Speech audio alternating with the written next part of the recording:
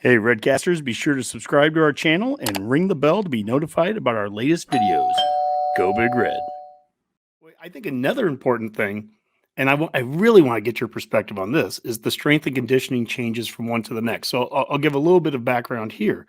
I talked with one of the former offensive linemen who he just left the program just after the season, but we were talking about. I asked him, how's the new strength and conditioning going, and he said, "Oh man, it's different. They're doing a lot more flexibility, kinesiology, that kind of thing."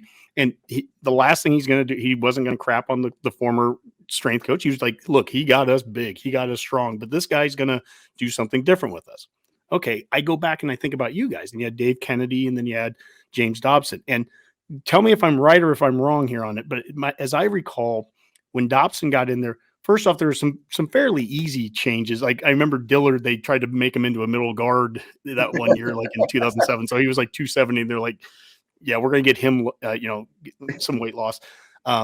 Sue got a little bit big there, I thought, too, kind of by 2007. They were, and he, transformed his body. But I even remember Dobson saying defensive backs, they were tight in the hips. And that was something they really focused on that first offseason, and it got him looser. And by 2008, that defense that had given up 60 points to Colorado at the end of 07, that's the same defense, the same players that are there in 08 and 09 as this defense gets good. So that's a very long way to go around this and say, how much difference can we expect with a different mindset of strength and conditioning? What are the players going through right now? And what are some of the differences that we could see next year and in the years to come? Man, and I think what the guy you was talking about is it's going to be. It was a very similar situation as far as when I was there and we had that transition. Man, I love Coach Kennedy to death, great guy, and yes, I got stronger. Like I think I was a lift of the year, like squat like 705 pounds or something like that. Like it was awesome for what we was doing, and that's all I knew. When Coach Dobson came in, like it was totally different. And it was almost to the point where it's like, man, am I really getting something out of this? Because we was focused on flexibility, and it wasn't like let's put 1,000 pounds on your back. Okay, let's put 50% of that, but let's go down and let's come up fast. Let's do Scott.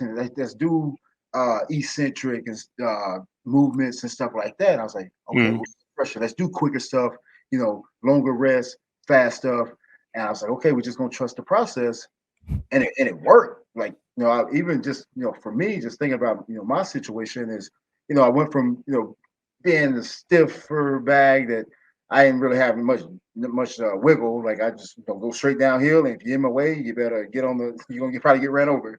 But on the defensive side of it, I just felt like with what we started doing with Coach Dobson and the flexibility and not having as much weight on our back and having more explosive movements. That was the big thing: explosive movements, low reps, being more explosive.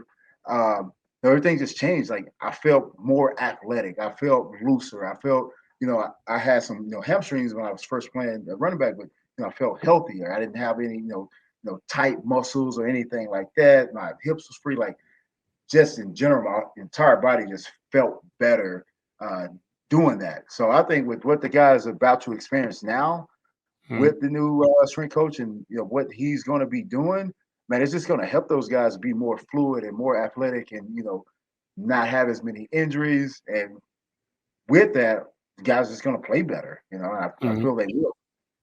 Well, I'm interested to see what they even start to look like in spring because, I mentioned I go to those spring clinics, and I recall 2008 like it was yesterday, and seeing the first guy that I saw come out of the tunnel when we were down there on the, all the coaches are down there on the field when you guys are practicing, and first guy that came out was Sue, and I mean it was only 3 months after or 4 months after the end of the season, but he came out and physically he looked transformed. He almost looked skinny.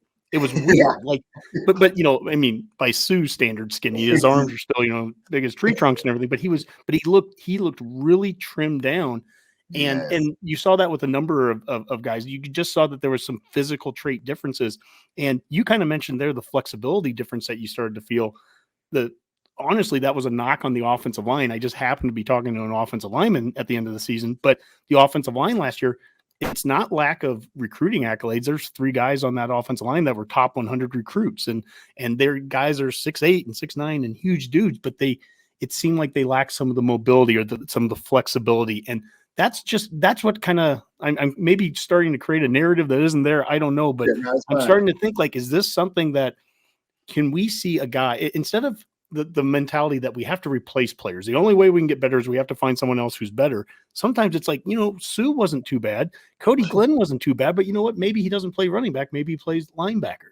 Maybe we move guys around. Maybe let's get Dillard back to a middle linebacker and get him into middle linebacker size. And holy smokes, before you know it, these same dudes are leading that 2009 defense that had so many of the same guys that were playing in Colorado in 2007. But that 2009 defense is the best defense I've probably seen Nebraska ever have. And I've watched all the 90s ones. I don't know that any one of them are better than 2009. Yeah, like that was a very, a really special unit that we had there. And I think a lot of us just bought in to what Coach Dobson was doing. And yeah, like you said, like even with the guys we got now, it's not really always a lack of talent. It's just kind of, trying to put things together. If you're offensive lineman, you got to be able to bend. And if you can't squat down and put your behind to your ankles, and we got some problems. We got to be able to do that. You got to be able to open those hips up, get down the line, move. And if you're doing a bunch of heavy, squat, you're on a BFS system or whatever the case may be, it's hard to do that. But I guarantee if you look at the Philadelphia Eagles O lineman and you see what they're doing, I bet they're not doing any of that crazy stuff because those big jokers can move.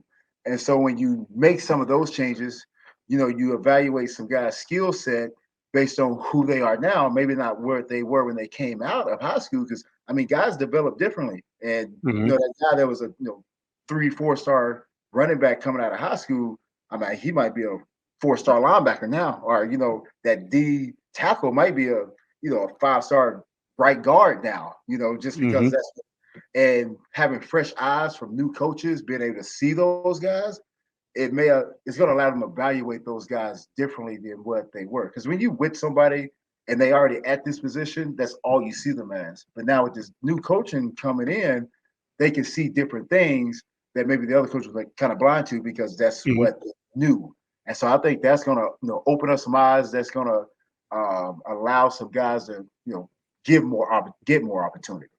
That's the perspective I'm kind of interested in, because when a new staff comes in, again, there's different staff mentalities, and we've joked about Dion a little bit at Colorado. He came in there and said, if you don't like it, get into the portal. Yeah, get in the portal if you don't like it. But he's not the first coach to ever make those statements either.